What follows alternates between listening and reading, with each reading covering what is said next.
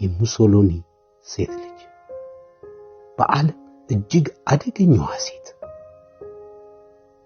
በራሷ የምትመራ ሁሉንም የሆነች በሁላችንም ውስጥ ያለች ዘመንና ድንበር የምትሻገር ሳቅ የረታት በዓለም እጅግ አደገኛዋ ሴት።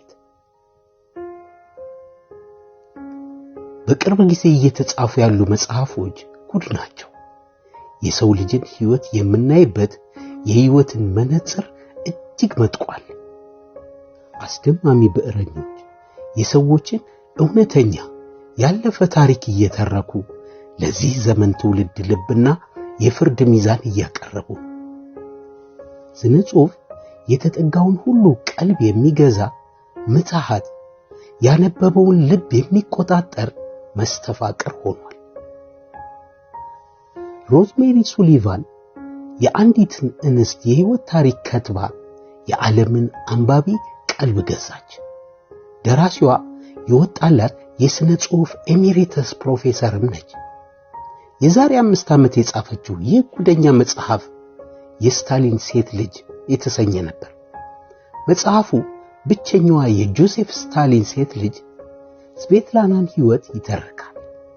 ላና ከሚገመትና ከሚታወቅ የቅምጥል ሕይወቷ ባሻገር ከዓለም አይኖች ተከልላ ያለፈችባቸውን መሪርና ጣፋጭ በአደጋና በብቸኝነት የተዋጡ የሕይወት ፈለጎች ልብ በሚነካ አኳኋን የሚያስቃኝ መጽሐፍ።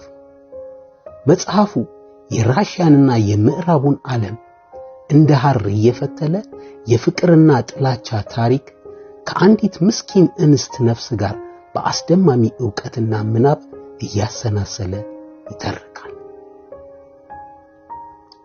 ያ የሮዝሜሪ መጽሐፍ ስለተነካ ልብ እየተረከ ልብን እጅግ ይነካል።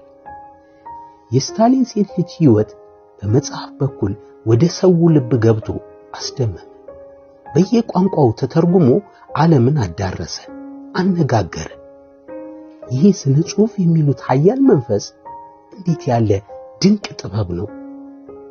ድንቅ ጸሐፊ የሰው ልጆችን የልብ ውስጥ ጠልቆ የተረዳ የዚህችን ዓለም ነገር በየስርቻው አስሶ የደረሰበት ያለፈውን ዘመን ከነታደሉትና ከነተፈረደባቸው ነዋሪዎች በምናብ ነፍስ ዘርቶ እያመጣ እንደ አዲስ ያነጋግራል።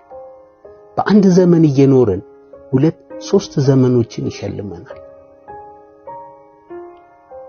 ያ የስታሊን ሴት ልጅ ታሪክ ገና ወረቱ አላከተመም። ካሮላይን ሙርሄድ የተባለች ሌላ አንስት ደራሲ ደግሞ የዛሬ 10 ወር መጣች።